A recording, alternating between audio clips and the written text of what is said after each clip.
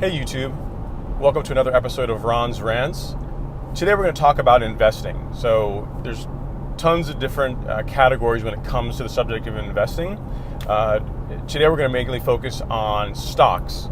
So there's ETFs, mutual funds, bonds. There's tons of different strategies for investing money. But today we're going to focus on stocks and more specifically two subcategories of investing in stocks, and that's capital appreciation versus dividend growth investing. So, when I think about investing in stocks, those are the two major categories when I look at a business that they fall into.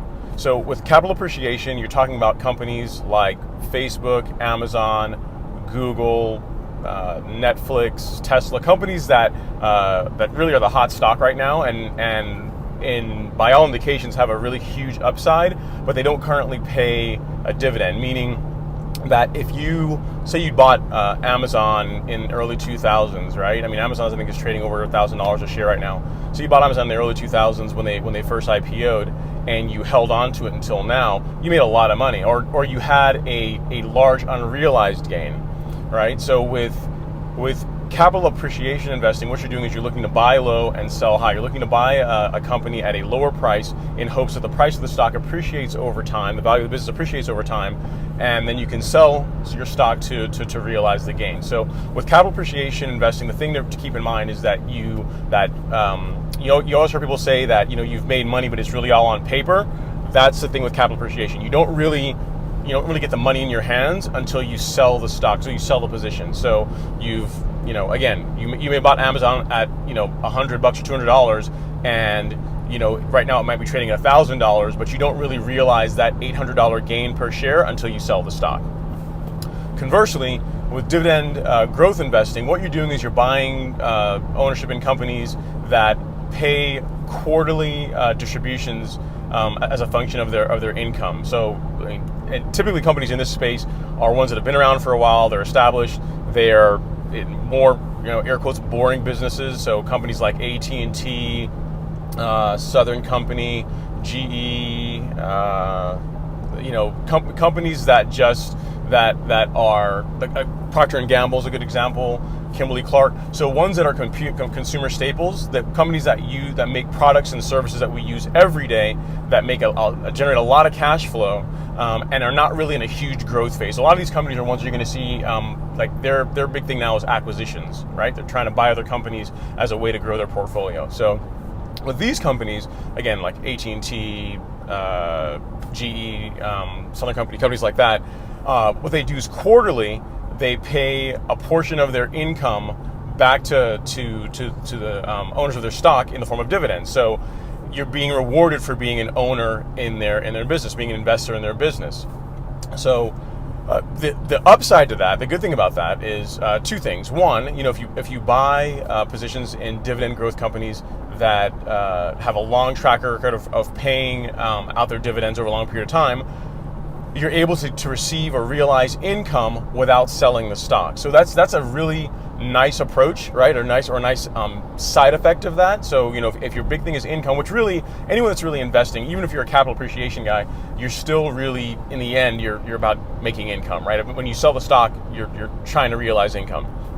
So same thing with the dividend approach. With the dividend growth investor, you're able to realize income without selling the stock. So you can think about it as like you're creating a golden goose that continually has the potential to lay eggs in order to continually pays you out money without you having to sell the company. So you're more of an owner of the business versus someone that's just trying to buy at a low price, hold for a period of time, and then sell to realize their gain, right? So two different approaches.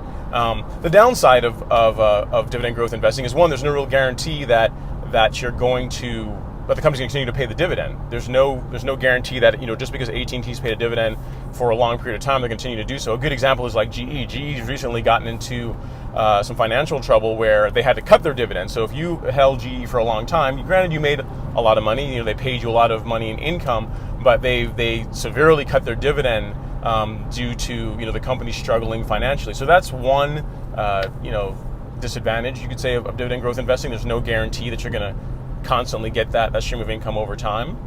The I guess from a tax perspective, you're going to compare them from a tax standpoint. Capital appreciation investing can be negative if the stock moves a lot in a short period of time. So let's say you buy a stock at $20 and you pick your exit point of like $50. So say you bought it like in a good example, take like Facebook. Facebook, when they had the Cambridge Analytica breach, their stock price dropped to like the low 150s, $150 a share, somewhere in that range. So let's say at that point when that happened, you bought ownership in Facebook, right? And the last time I looked, they're trading at almost $209, $210. So in March, they were down to 150. Today they're trading at almost $210 a share. So it's like a few months later, you could realize the $50, $60 improvement in your position. So that sounds really good, but you realize if you were to sell your position in Facebook today, you haven't held the stock long enough to really benefit from capital gains, that tax rate. So in other words, you're going to pay your ordinary income rate on that gain that you had because you've only held the stock for 3 months. Now, if you hold the stock for over a year, then there's just tons of upside in capital appreciation, right? So just something to consider with dividend growth investing. Now, as long as you've held the stock for 60 days or longer, you get qualified. It's considered a qualified dividend by the IRS. So by that, you get the lower tax rate of, could be 0%. You might pay nothing if your income is really low.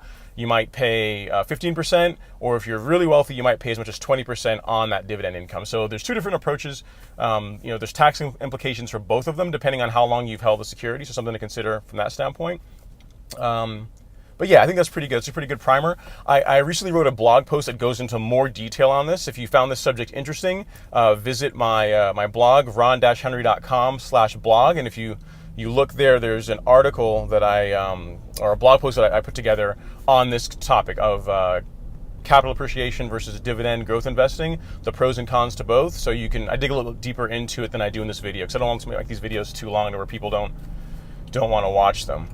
If you have any comments, please leave them below. Like, subscribe. Let me know your thoughts about dividend growth investing or capital appreciation if you're an investor. And if you'd like to hear more videos or see more videos about this subject, please let me know too. So put your comment in the comment box below.